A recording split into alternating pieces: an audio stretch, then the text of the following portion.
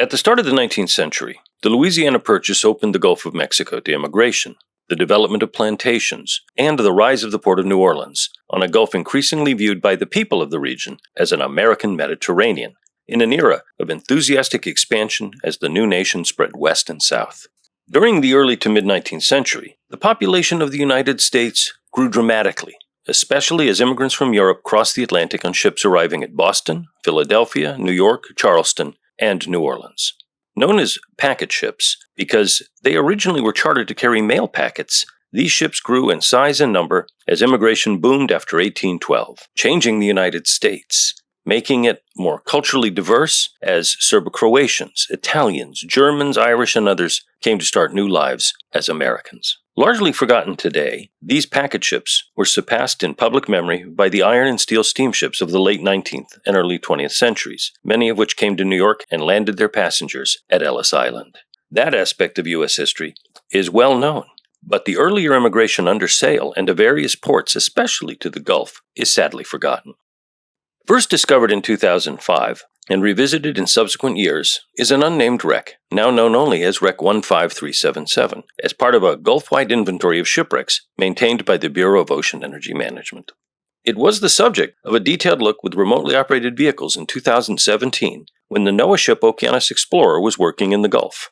Lying deep and in the darkness, the wreck's outline, still sheathed in copper plates used to protect the hull against marine organisms when it was afloat, remained intact, and lead numbers at the bow indicated that some 13 feet of hull, likely intact and representing as much as half of the original ship, was buried in the sediment. That made the wreck potentially a very significant find, because buried in that mud were likely artifacts and portions of the original vessel that had been sealed as if they were in a deep-sea time capsule. That was an exciting possibility for archaeological study.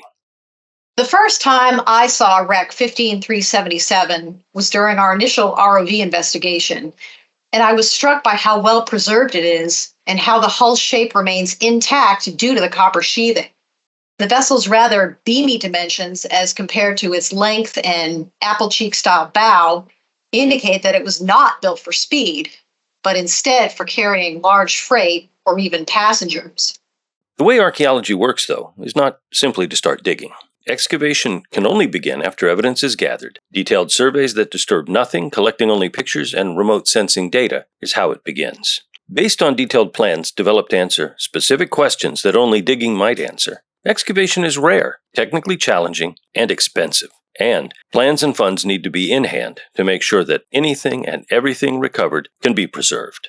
Conservation of artifacts includes their treatment in a laboratory, not only to learn more about them, but to also reverse the effects of time, immersion in seawater, and bacteria that, if left untreated, lead to the loss of the artifact and all the information that it can provide. The work on Wreck 15377, then, focused on a detailed survey of the site to better understand what type of ship it might have been and how old it was. That survey, which resulted in a high-resolution plan of half of the nearly 100-foot-long ship, showed that it was no older than the first half of the 19th century, and most likely sank between 1840 and 1850. Artifacts found on the site suggested that this had been a packet ship. Packets were different from regular cargo ships that had existed before, in that they simply waited in a port waiting to be filled with cargo and would leave when they got a full consignment.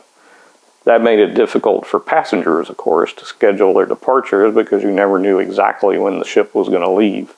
Packets, on the other hand, were operated on a regular schedule of departures, so you knew what time the ship was actually departing and approximately when it would arrive in your destination. So that was important not only for the transportation of more perishable goods, for example, but also people.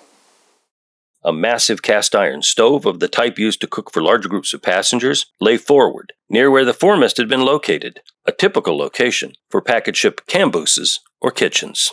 Close by, the outlines of a wooden hatch indicated the space where immigrants would have made the voyage in a large open hold filled with wooden bunks and known as the steerage. But at the back end, or the stern, the remains of collapsed cabins, dinnerware, wine bottles, and other artifacts showed that this was the area of the aft cabin, where the equivalent of modern-day first-class or business-class passengers would have made the voyage in more comfortable quarters than those who were forward in steerage. The ship sits upright, and with many artifacts from the upper decks lying in the mud where marine organisms ate the exposed wooden hull after the ship sank, a packet shipwreck, especially an untouched time capsule in the deep ocean, is a rare and very significant type of shipwreck site. If more work follows, one area that archaeologists will want to look at is a half-buried bell near the bow. It is the right size to be the ship's bell, and ship's bells can have the name of the vessel etched into them. If so, a name can lead to work in the archives and supply more information about this ship and how it was lost. And the question is out there. Was this a ship that simply disappeared with no trace? Or was it a then well-known but now forgotten sinking? That's why archaeological discovery can be so exciting.